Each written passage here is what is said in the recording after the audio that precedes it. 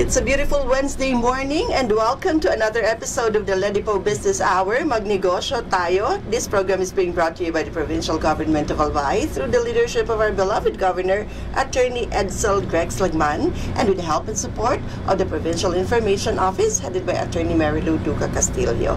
This is a program by the Local Economic Development Investment Promotion Office, and I am your Ledipo Officer, Ms. Jamie Florence Estrada Ribaya, your host. So this is our 56th episode na po. And as usual, as always, may makakasama po tayong negosyante na magiging guest natin today to help me inspire you and motivate you to open up your own business here in Albay and to tell their own story para patunayan po na Albay can be an entrepreneurial hub of excellence, and we can also be the most preferred investment area not only here in the region but also in the whole country as well. So before we go to the formal interview, we just would like to let you know what our mission and vision is and the different services that you can get from our office. So please watch this short video po.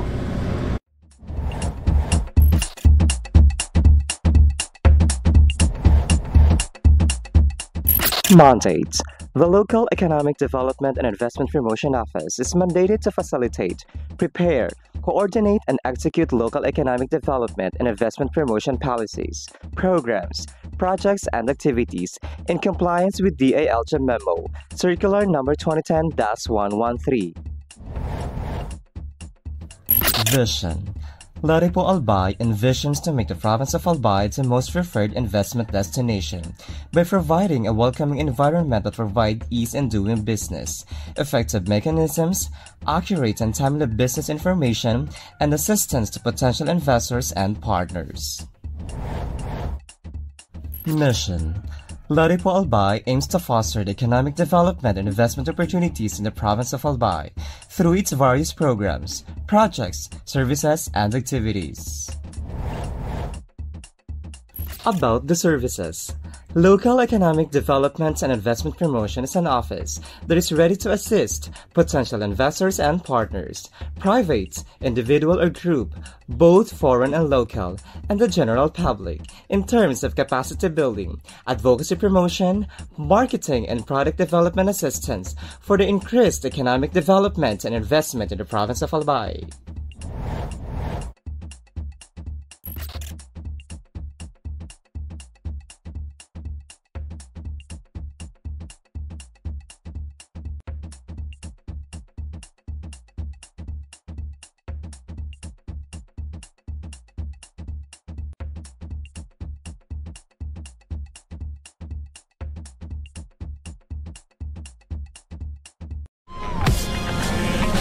And we're back po. So makabubukas pa lang ng inyong mga Facebook channels or pages. Magandang umaga po sa inyong lahat.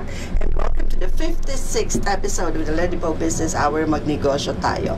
And as promised po, meron tayong makakasamang dalawang guests sa araw na ito na ating makakakwentuhan tungkol sa kanilang journey sa pagninegosyo. Friends, join me in welcoming Ms. Lindsay Antivola and Steve Solis, co-owners of the business called The Artsy Cart. Ayan, good morning and welcome to the program po. Good morning po. Ayan, kwentuhan niyo po kami. Ano po ba itong The Artsy Cart? Anong klase ng business po ito? Ano siya, ma'am? Nag-cater po kami ng iba't ibang stations for events like racing table and then mobile bar, cotton candy station, sweet corners, mga ganun po. Ayun, yung mga candies. Racing table. Ayan, uso yan ngayon, di ba? Yung mga habang hindi pa nasa-serve yung mga main dishes, pwede silang magpika-pika muna on the side. So, grazing table and candy corners, yes, and candy stations, and ano pa yung isa? Ayan, pinapakita na sa ating screens kung ano yung sinasabi namin. Ang cute naman ng cart na yon. Bagay na bagay sa pangalan ng business, The Artsy Cart. Very artsy naman talaga yung design ng inyong cart. So, ito yung sweets table o ito na talaga yung grazing table? Grazing siya, ma'am. Ayan. So, pika-pika. Why The Artsy Cart? Binase namin, ma'am, yung name dun sa, kasi parang gusto namin mas establish yung cart po namin. Oo. So, yung name po, business name po namin, from the cart itself po talaga siya. Okay, sa cart mismo, gusto niyo mga cards talaga yung pag-displayan. So, syempre, dahil artsy kayo, linagyan nyo rin ng word na artsy. Opo. The artsy card. Okay, gets. Ayan, yun pala yun. So, bakit po ito ang naisipan yung negosyo? Ay, na-interview ko na previously si Ma'am pala. Diba? Siya yung Opo. may-ari nung Javindale. Ano yun? Yes, ma'am. Yung flower shop. Yes, po. Ayan. So, ngayon, ito naman yung ipopromote niya, yung kanilang card business. Okay. So, co-owners po talaga kayong dalawa? Actually, 3 kami, ma'am. Yung isa na nasa labas, may baby lang kasi siya. Ah, si Ma'am doon. Nakita Opo. ko. Okay, kasama din sa business si Ma'am. Ano po yung pangalan ni Ma'am? Rica Rosalinas po. Rica Rosalinas. Okay. Ayan. So, paano nyo na-conceptualize itong ganitong klase ng business? Opo. Bale, last year kasi, ma'am, parang naghahanap lang talaga kami ng extra income. Mhm. And then, ang dami na din naming business na na-startan. Mhm. Pero ito yung business na parang nagtagal din po sa amin. Kasi parang nag-swak siya din sa passion din po namin. Ayun. Okay. So, 3 kayo? Opo. Paano nabuo yung group?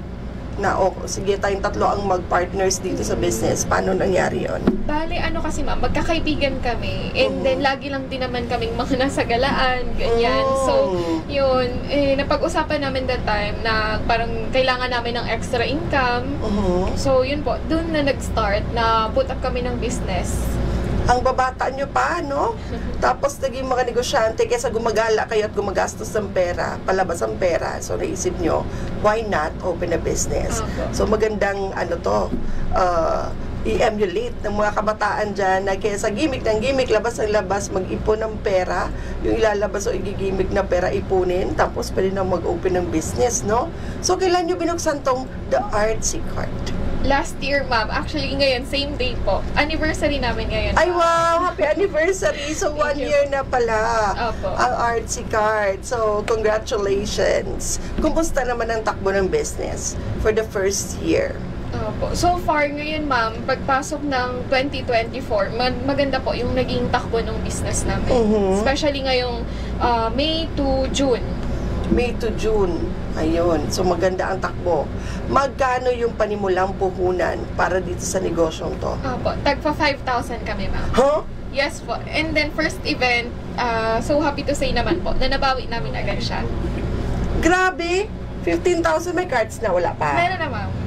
Bakit ang baba lang ng puhunan? Magkano ba yung isang card na ganun kaganda? Parang 9,500. Parang ganun siya, ma'am, inabot. Isang card muna kayo. Apo. And then, yung remaining doon, ma'am, ginastos namin sa first event namin. Yung nasa 5,000 something. Wow! Natira. So, nagpagawa kayo agad nung yung very first cart ninyo for the grazing table, and then 6,000 yung pinanglagay-lagay nyo doon. Yes po. And nabawi nyo sa unang Apo.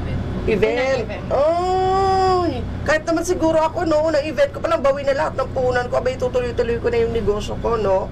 Ang galing! Kinikilabutan naman ako, 15,000, tapos ngayon, 1 year na kayo, tapos ganyan na ang galing yung 3.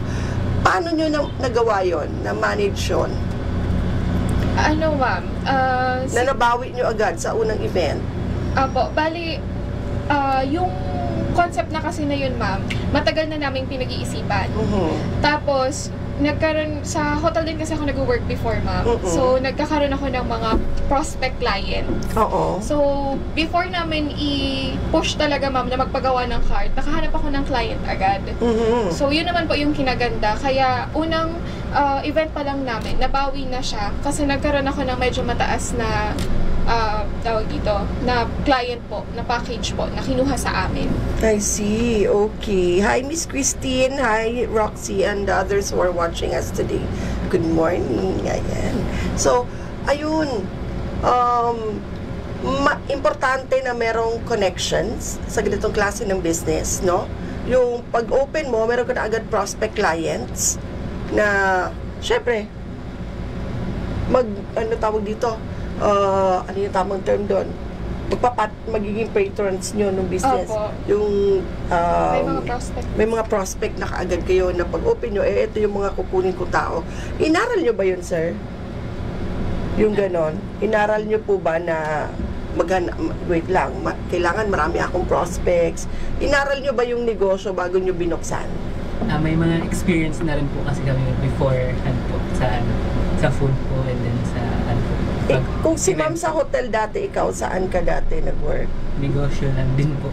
May negosyo na ikaw? Ano yung business mo dati? Milk tea shop po. Milk tea shop? Okay. So sa drinks, okay ka na. May alam ka na rin. Ayan. Isa din po yun sa in-offer namin po. Milk tea. Milk tea station. So ngayon, from one cart na nabawi nyo agad in your first event, ilan ng carts meron ng artsy cart? Magdadalawa na po. Magdadalawa na. Ngayon yung turnover sa amin, ma'am. Na second cart nyo. Uy, ang galing. So ngayon, from a 15,000 capital, since first year nyo na, no, magkano na yung nilalabas nyo per event? Depende pa din, ma'am, sa package po. Okay. So may mga packages. Sige, pag-usapan natin yon. Ano yung mga packages niyo? For example, ma'am, sa grazing, meron kaming for as low as 50 packs. 50 packs? Ayun po. Lahat na po, same inclusion lang naman for the 100, 150 packs. It's just that mas madami po yung nilalagay naming refills sa paghabang pataas yung mga packages po. I see. Okay. So, ilang packs sa pinakamaliit? 50 po, ma'am. 50 minimum? And then, maximum of how many? So far po, yung pinakamadami na offer namin is yung 200 packs. 200 packs sa isang event? Okay. Madami-dami yun, ano? So, ano-ano yung mga nasa grazing table nyo? Mga, ma'am, usually po yung mga pika-pika like nuts, ganyan, cold cuts, tapos hindi mawawala yung mga fruits po. Fruits, okay. And then? Ayun po, minsan naglalagay din kami ng like pizza pag nagpapa-add-ons yung mga client. You mean to say, pagka kami ay kinuha kayo na mag-provide ng grazing table, kami ang pipili kung anong gusto namin i-serve ninyo? Usually, ma'am, kung may preferred po yung client namin. O meron na kayong standard na ito? May choices na kami? May standard na po talaga kaming nilalagay. Kaso minsan kasi may client na, eto mas gusto ko mas maraming ganito ang ilagay sa grazing. Okay. Oo. Kahit ako gusto ko maraming sweets. Maraming cakes and mga nuts yan ang gusto ko and fruits. Okay. So, magkano yung pinakamurang package tsaka yung medyo pricey na package natin? Sa Grace, ma'am, yung cotton candy po namin na nasa 3,500. Same as ice cream. Only na yun? For 50 bucks. 50 bucks.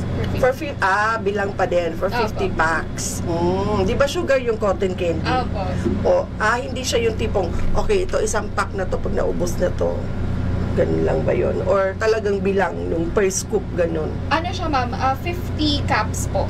Kasi parang siya, ma'am, on the spot po namin ginagawa. Yung cotton candy nakalagay sa cup. Hindi ko ma-picture. Ano may picture? May picture kaya? Wala kami yan. Wala kayong na-prepare? Oo. Hindi ko ma-picture yun. So, cotton candy cups, 50 pieces yun. Tapos, ano pa yung siniserve ninyo? Yung, ma'am, ice cream. Yun yung mabenta sa amin ngayon. May ice cream din. Okay. And ano yung ice cream natin? Yung mga branded o meron kayong kinu-contact na local na ice cream? Homemade supplier po kami. Homemade supplier. Yes, ayan. So, yung mga suppliers nyo, local ba? O kayo mismo yung gumagawa ng mga siniserve sa table? Yung sa ice cream, ma'am, may supplier po talaga kami. Is it from Albay also? Taga-Albay din? Opo, yes po. Love your own tayo, syempre, di ba? Marami dito gumagawa ng mga ice cream. May dirty ice cream din akong kilala dyan sa Ligaw, si Berman. Ang sarap-sarap. Bata pa ako talaga. Oo, sana mag-guest natin yan si Berman dito.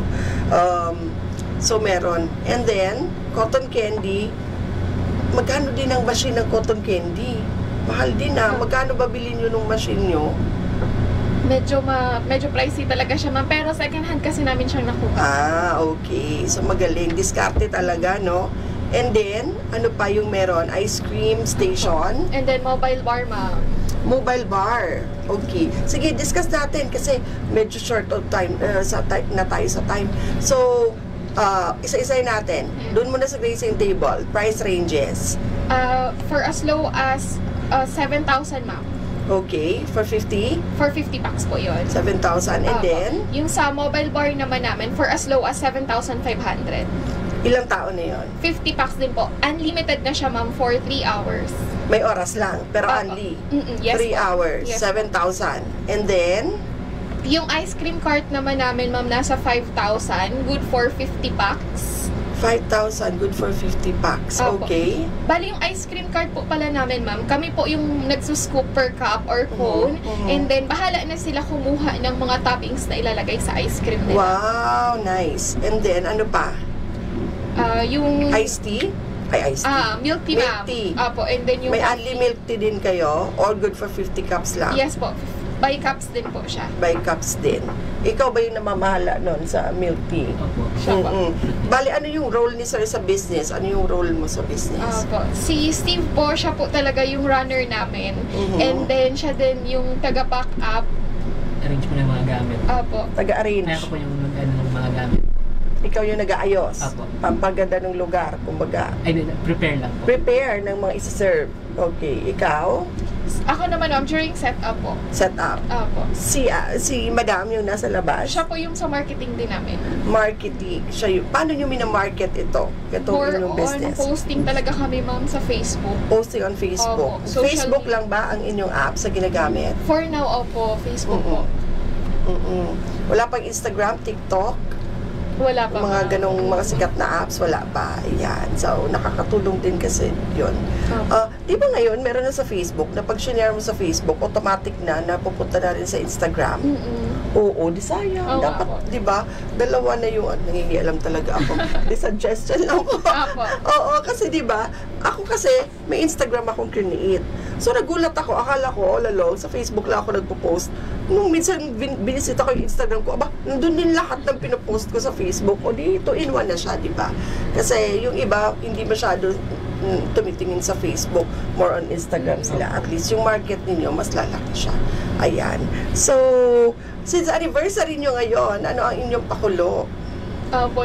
Meron kami, ma'am, actually hindi pa namin siya napopost sa Facebook kasi tuloy-tuloy talaga, ma'am, yung event namin this past few weeks. So, parang hindi na talaga namin siya na asikaso din. Pero yung promo namin, ma'am, is mag-a-add kami sa business namin ng parang free mirror, yung ginagamit ko ngayon madalas sa wedding. Yung, Nakakita ko na yung parang Sunday. selfie mirror, gano'n. Selfie mirror. Na-customize, nalalagyan namin kung sino yung celebrator, ganyan. Tapos kung anong event. Selfie mirror pala ang tawag doon. Kasi sabi ko, bakit? Nag-attend ako ng kasal ng cousin ko dyan sa Naga. Sabi ko, ay bago tong na to, salamin, tapos may pangalan nung ikakasal. Pang selfie pala yun. Ay, hindi kami na-inform. Oo, para siyang pag ganon art na mirror na whole body. Hindi ko alam. Selfie mirror pala yun. Mga bagong pauso, no? Mga innovation ng mga negosyante para mas marami ang maging parapyano. Ayan. So, paano nyo minarket ang artsy cart sa aside from Facebook? Paano nyo ginagawa yung marketing pa? Siguro, ma'am, connections talaga. Connection. Opo. Paano kayo nagbi-build ng connections? Yung mga clients namin before or mga kakilala namin, sinasabi namin na meron kaming ganitong ino-offer. Word of mouth. Opo, sa sarili din namin Facebook, ma'am. And Oo. then, more on posting din kami. And then, yung mga previous clients namin po. I see. Sila na yung nagpo-promote. Pag nagandahan sa servicing nyo. Yes po. How do you assure your clients of great or quality service talaga? Opo. Siguro, ma'am, before the event, andun na kami. And then, plansyado talaga, ma'am. Lahat. Yun nga po, sinasabi ko na parang meticulosa din kasi kaming tatlo. Oo. So, pag hindi talaga namin gusto yung setup or napapangitan kami, may hindi kami nagustuhan, inaayos po talaga namin siya hanggang sa maging okay na po. I see. Okay. Ikaw, sir, ikaw yung nagpe-prepare. Ibig sabihin mga food, ikaw yung naglalagay sa mga Hindi po packs. yung mga gamit po. Anong mga particular gamit? Yung mga dadalhin po na mostly ako na po yung prepare po. Like alit pag may- yun, yung mga carts, yung Yung mga cart po, yung mga plates po. mga plates. Sa lahat po ng kailangan gamitin, ako po yung nag-prepare po. Ikaw ang nagpe-prepare. Tapos pag may Okay. kulang, ako din po yung runner nila. Runner. Okay, ang galing naman. Ayan. So, tulungan kayong tatlo talaga. Okay, nakakatuwa. So, is it safe to say na per event, kung ano yung nilalabas yung puhunan, balik agad? Minsan hindi din, ma'am. Oh. Kasi nagkaroon kasi kami ng time na parang in-avail sa amin ng client is 50 packs. Grazing po to. And then, nung nasa event na kami, more than 50 packs pala yung invited nila. Oo. So kami, ma'am, parang gusto talaga namin mapaganda yung setup and Okay. gusto namin And masatisfy. masatisfy sila sa amin. Kasi sa inyo yun magre-reflect. Opo, Parang, totoo. naku, unlimited daw na mobile bar, tapos humingi ako, wala na. O, di sa inyo yun, Opo. hindi naman alam nung ano yung naging transaction nyo. Opo. Oo, so paano yun? During that time, ma'am, parang debut kasi yun. So kami, sa kagustuhan namin na ma-deliver talaga, bumili talaga siya, ma'am, on the spot Additional. ng mga additional po namin. But did you inform the client na, mag-additional po tayo, ganun, Nag-inform kami, ma'am, sa client, kaya lang during that time, hindi na din maasikaso. Tapos, hindi na kami nagsingil, ma'am, na ito na yung... Bakit? Sila na lang, ma'am, nag-usap po. Parang yun, dun kami nag-start na kailangan magdi-disclaimer na tayo next time. Ayun, tama. May Opo. agreement na malinaw na, Opo. hanggang 50 lang. Kung ano yung sobra, tama. That's why, sa business na ganyan, di ba may na-interview? Sino ba yung na-interview natin na ganun dati? Si Sir... Yung nagpwesto dito sa park? Si Onju? Si Sir Aris? Ay, Aris ba? Solano. Sorry. Yun. Para sa kanya ko yung narinig na kapag nag-i-event sila, meron na talagang kasulatan Checklist. o checklist, and meron na nakalagay doon, pag sumobra, kailangan talagang bayaran ninyo kami. Kasi hindi naman pwedeng thank you. But yun for business, di ba? Yung thank you. So, natuto kayo doon Yes po. na, ay, oo nga. Kasi yung business is a learning process naman, no? Everyday na pinapatakbo mo yung business, marami kang natututunan. Mm-mm. So, doon yung natutunan nyo, uy, paano nga ba pag 50 lang Opo. yung contract, tapos biglang 100 yung bisita na. So, it turned out fine naman. Okay naman yung, nangyari nung Apo, nasatisfy din naman si client sa amin and with that, nag-tip naman siya sa nag-tip amin. naman. Nakabalik naman. Opo. Oo, pero medyo kinabahan ka nun, sa business owner. So, ayun. Ano pa yung mga challenges ng ganitong klaseng negosyo aside from that? Nung nagsa-start kami, ma'am, wala pa talaga kami like na parang mga checklist, ganyan-ganyan. So, pumunta kami sa event na parang sapak agad. Ang halimbawa sa grazing, dala lang namin is yung mga foods, Oo. ganyan. Nakakalimutan namin minsan na kulang yung spoon, ganito, tas yung plate.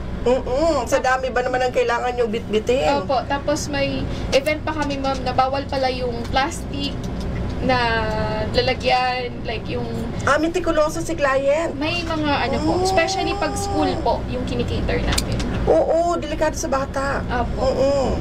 So, bawal ang plastic. Ayan, oo, tama yun. So, ang daming kailangan di-consider sa ganitong klaseng business pala, no? Opo. So, pinag-aaralan din talaga kung paano mo i-diskartehan yung mga negosyo gusto mong buksan. So, sa ganito, na kapag isip kayo na you need a checklist. Oo.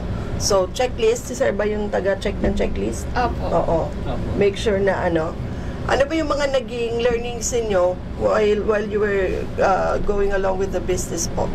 Opo. Ano, ma'am, na important din talaga na i-maintain namin kasi nagkaroon kami na parang na lost in track kami talaga na hindi na kami nagma-market, ganyan. Kumbaga dapat consistent Ang talaga. marketing, Opo. ang promotion. Yes po. So, kaya natin ito ginagawa, di ba? Governor Attorney Edsel Greg Sagman, ginagawa natin itong programang ito dito sa Albay para makatulong sa mga kagaya ninyong starting businesses para mas makilala at mag-spread tayo ng awareness na open na yung ganitong business dito sa Albay and na pwede rin palang mag-umpisa ng ganitong negosyo yung kung sino man ang into food business sa halagang 15,000 pesos.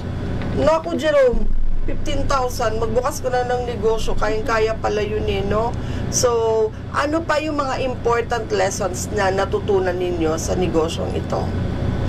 Siguro, ma'am, dapat plan talaga Kasi nagkaroon nung time na dati parang ginusto namin na mag-start agad.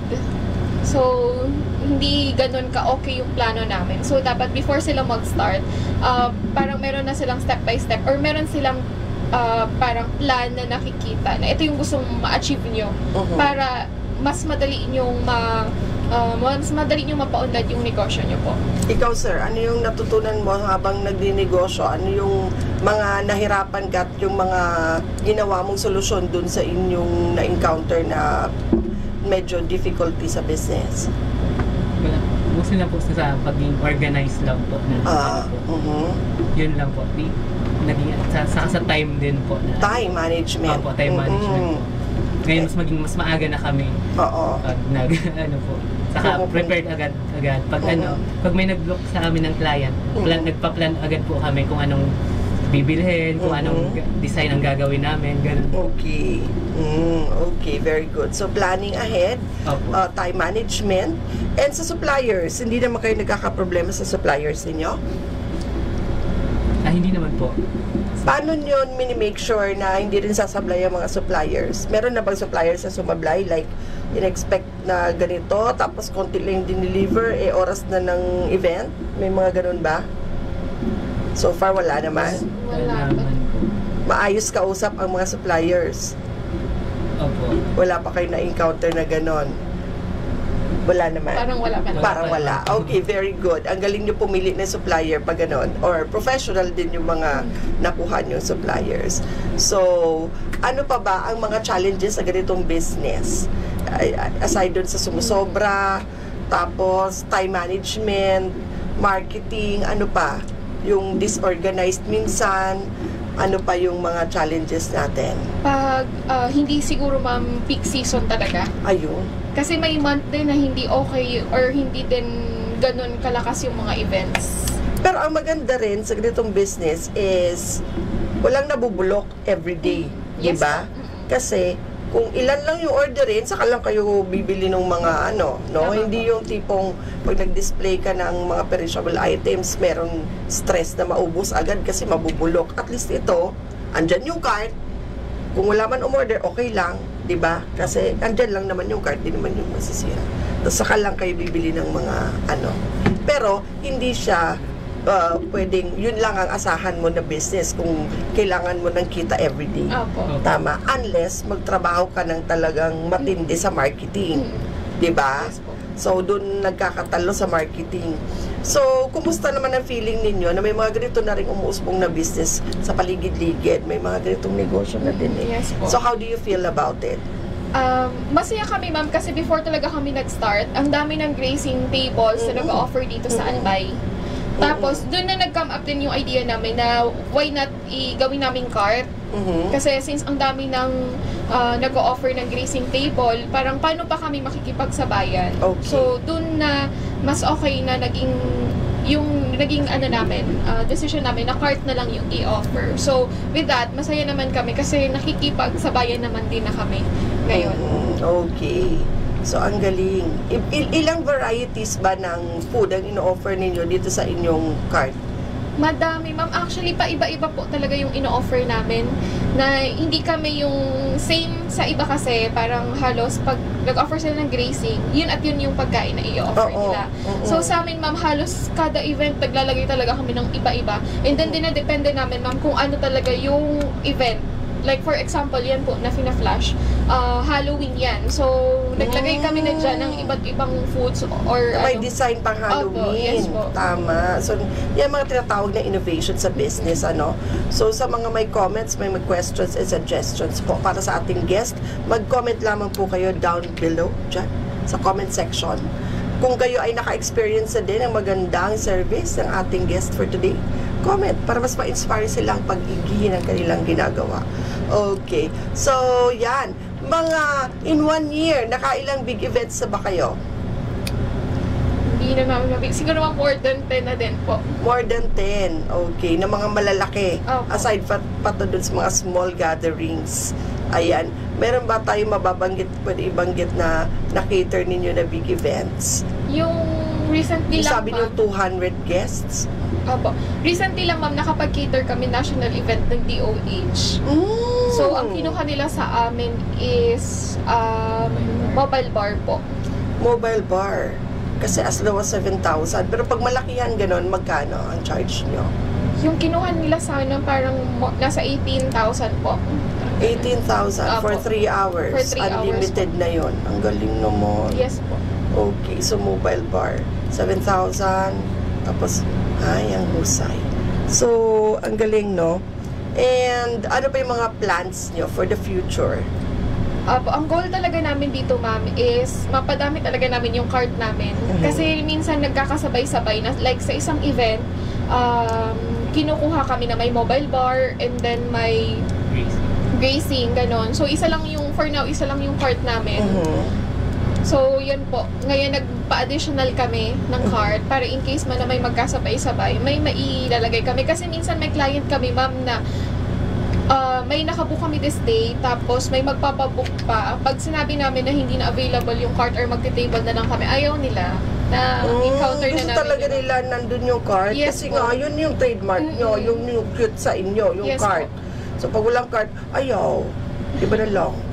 Di yun. So, kailangan din, pinapanindigan natin yung ating trademark, no? Pag sinabi mong artsy cart, kilala kayo na merong cart, kailangan available lagi ang cart. Opo. Diba? Hindi pwedeng may ibang substitute kasi yun hinahanap nila. Yun yung doon kayo kilala. Ayan. So, you cater sa Ginubatan, Bakakay, Albay, tama ba? Ginubatan rin Bakakay. Around, ma'am, Albay po. Pero Around nakalabas Albay. na din kami last April. May kumuha sa amin from Naga. Very good talaga, no? Umabot na kayo ng Opo. Naga City. So, 1 year, congratulations sa inyong first year anniversary. So far, so good. Nakabalik na ang kapital. Yes? Opo. Opo. Ang galing pala itong ganitong klase ng negosyo, no? So, siguro naman may inspire natin yung ating mga viewers na mag-open din ng ganitong business, no? Kasi the more businesses that you open dito sa ating probinsya, mas marami ang gaganda ang buhay. Maraming mai-employ. Pag nag-expand ng business, mas maraming magtatrabaho sa inyo. And mas marami ang gaganda ang buhay, syempre, no? Yung tataas ang kanilang level ng standard of living, kumbaga, kapag may mga employment sila, pag may mga trabaho sila. Ayan. So, ngayon, ilan na inyong empleyado? O kayo-kayo pa lang ba? O may mga, na rin kayo? On-call na mga employees? On-call. O kasi hindi naman pwedeng araw-arawan ang sweldo kasi yung ganitong business, kung kailan lang may event. So, on-call sila. Pero at least you're helping people, no? To have an income. So, ilan ngayon ang on-call employees ninyo pag may event? May dalawa kayong bartender, ma'am. And then, taga-help din. Halos nasa 3 to 4 po. 3 to 4? Apo, depende, ma'am, sa event. Ayan. So, dapat itong mga on-call employees natin, tumutulong din sa marketing, di ba? Yes po. I-market nyo rin i-market ang negosyo ng inyong mga sir and madam para mas marami din kayong, income na makuha. So, sa business naman tulungan, di ba? Lahat merong importanteng role na ginagawa para umunlad ang negosyo. Anyone in particular or people in particular that you want to thank sa business niyo, this is your time to mention them po. Siguro, ma'am, first, mag-thank you kami sa mga family namin na sobrang supportive. Nagsimula pa lang kami ng business na nandiyan na talaga na nakasuporta sa amin. Tapos, sa mga ka-tie-up din po namin sa mga hotels, ganyan. Thank you kasi kami yung una nyong naiisip pag may mga event kayo. Ang galing ng iyong connections. Ikaw, sir, meron ka ba gusto pasalamatan in particular? Yun din po, family and friends po. Family and friends. Support po sa amin. Sige, baka gusto nyo i-mention ng mga pangalan, go ahead. Yung mga tagagawa ng icing namin, si Miss Raisa. Yun yung madalas na nagugustuhan nila sa grazing namin. Tagagawa ng icing? Ano Yes bang meron po. sa icing ni Miss Raisa? Yun kasi, ma'am, yung madalas sa pang-toppings namin. Like sa mga bread, ganyan. Kasi nagbe-bake siya ng cake. Kapatid siya, ma'am, nung po namin. Maganda, artsy. Artsy, pati cake. Apo, yun, ma'am. Ayun. Kapatid siya, ma'am, nung isang co-owner po namin. Yung may baby sa labas, nandito din si ma'am. Okay. So, ganon pala. And, ikaw sir, tatanungin ko, ano yung maipapayo mo sa ating viewers pagdating sa pagninegosyo? Siguro lakasan lang ng loob po. Mag-negosyo po kasi risk din po talaga yan. So, malakas ang loob ni Sir. So, ano pa Sir, ang kailangan meron ng isang tao para mag-succeed sa negosyo? Saka dapat may concrete plan po talaga. Concrete plan. Pag magne-negosyo po, para alam mo po kung saan para papunta yung negosyo nyo po. Meron kang vision. Opo, may vision po. Objectives. Objective. Ayan. And how do you make sure na kung ano mo yung vision mo, tama yung direksyon na pinupuntahan mo? Paano mo ginagawa yun, Sir? Nagpa-plano po ahead of Plan time. ahead of time. Ayun. Ikaw naman, ma'am. Ganon din, ma'am. Kasi parang yung last na ano namin, ang dami naming namaling nagawa. So, dapat talaga sobrang okay nung plano. May plano ka kung ano yung gusto mong mangyari. And how do you prevent conflicts? Kasi syempre, 3 utak kayo na nagtatrabaho para sa isang negosyo. How do you prevent conflicts? Or kapag may conflict, paano nyo ba hinahandle yun? Siguro ma'am, communication talaga. Kasi sa aming tatlo, hindi na naiwasan na nagkakaroon ng samaan ng loob. Oo naman. Oo, napipicture ko yun. Kasi syempre, iba yung gusto mo, iba yung gusto niya, iba yung gusto nung isa. So, paano nyo yun inaayos as a group? Nag-uusap kami, ma'am. And then, good thing siguro, kasi di ba sabi nila, pag minenegosyo ka, huwag kang makipag partner sa kaibigan mo. Pero sa aming tatlo, nag-workout siya. Oo, kasi kahit na may ano sa amin, may nag-a-attitude. Ako yun, ma'am, actually. Umamin siya, may nag-a-attitude. Oo. So, hindi maiwasan, may a-attitude dyan talaga, di ba? O, tapos? So, yun, may kakatuwa, may uma-attitude ako yun. O, tapos, paano? May dalawa, ma'am, na kalma lang. Kalma lang. Nonchalant lang sila, ma'am. Ako yung OA sa amin. Like kanina, ma'am, na late. Ako yung late, ako pa yung galit. Ay, ang galing mo. Oo, sayang di 30 minutes na tayo nagtikahan kasi late kayo. Ayan, so ikaw na late, ikaw pagalit. So sila mga pasensyoso, napag-aralan na yung ugali mo. So ang galing. Nag-work sa amin, ma'am, na... Ayun, kalma-kalma nga naman si Sir. Di ba kanina pa siya, ikaw yung andal-dal ko dyan siya. Support lang siya sa'yo. Yan, sige, go. Nakakatuwa kayo. So friends talaga kayo. And then, yan, medyo ikaw yung attitude, ikaw yung sinusupport ka na lang din nila. So, lahat naman kayo, kumbaga, identify nyo yung kung saan yung strengths ng bawat isa. Tama ba? And then, respeto na lang siguro. Ako sumasagot sa tanong ko. Ganun ba yung ninyo? Like siya, ma'am, sa kanya talaga yung pag-back up. Kasi sinasabi ko talaga sa kanila na ayoko talaga, hindi niyo ako maasahan pag-back up. Especially, ma'am, pag mobile bar. Iikot ka talaga, ma'am, sa buong event para kunin yung baso after the event. Oo. Baka may bulsa nila yung mga baso. Bilang naman po yung bilang naman. Oo. Kasi yung technique na nakita ko sa ganon, doon sa pinuntahan naming event, disposables na. May mga ganun na pala ngayon na yung shot glass, di ba? Acrylic na, disposable na. Kaya medyo tama yun. Kasi pag yung baso, mahal na din Trinnan ko dyan sa mall, nasa 40, 30 na yung isang ganun. Kung ibububulsa yun, mga hindi natin maiwasan, may mga makukulit din, no? Lugi na kayo ng 40 o kung 10. Di ba, mahal na rin yun. So, may mga ganun na pala. Disposables na. Ayun. So, at least, ayoko yan trabaho. Sa'yo yan, di ba? So, communication is the key. Ayan. So, nag-work po sa kanila, yung magkakaibigan sila na nagkakatulungan sa business. Kasi for some, hindi talaga nag-work. Kahit super close kayo, darating at darating yung time na magkaka-conflict kayo. So, ipagpatuloy nyo lang yan. Sir, pasensya kay ma'am. Medyo mabahan niya pa. Kasi ma-attitude daw siya. Ayan. Pero for the better naman ang iniisip mo, no? Pag ma-attitude siya ng very, very light. Ayan. So, thank you so much sa inyo sa pagpunta ninyo dito. Any other messages na gusto nyo ibigay sa ating viewers? Sige, i-advise natin sila. Ano bang magandang gawin kapag gusto magbukas ng business? Lalo sa inyong mga bata pa na ganyan ang mga edad. Ikaw, anong advice pwede natin ibigay? Siguro, ma'am, sa lahat ng gusto mag-start ng business, yun nga po, huwag silang matakot na simulan nila yung negosyo. Kasi if hanggang plano lang sila, wala silang makikitang outcome. Tama. So, it's better na simulan nila yung nasa isip nilang negosyo. And then, dapat din po, may visualize sila na gusto nilang makamit ng negosyo nila. Ayun. Start na, kesa walang nasisimulan. Ayan.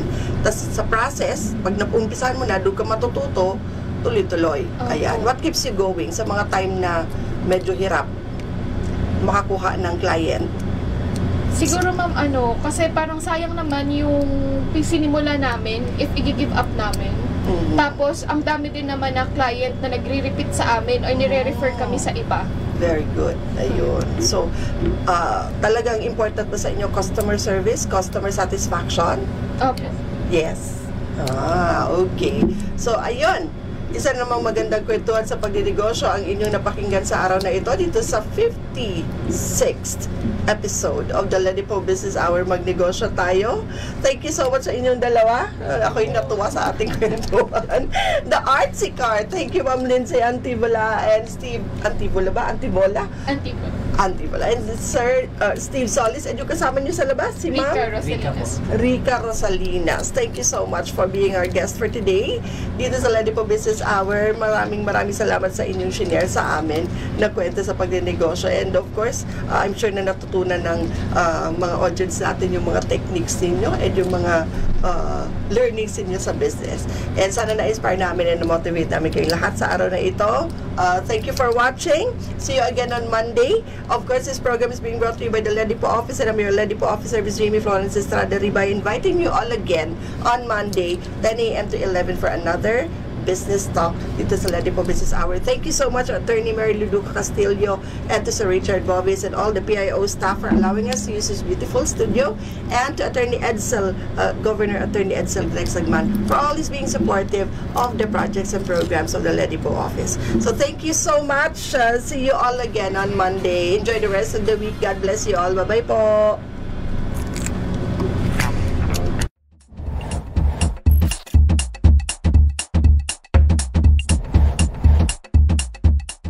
Mandates.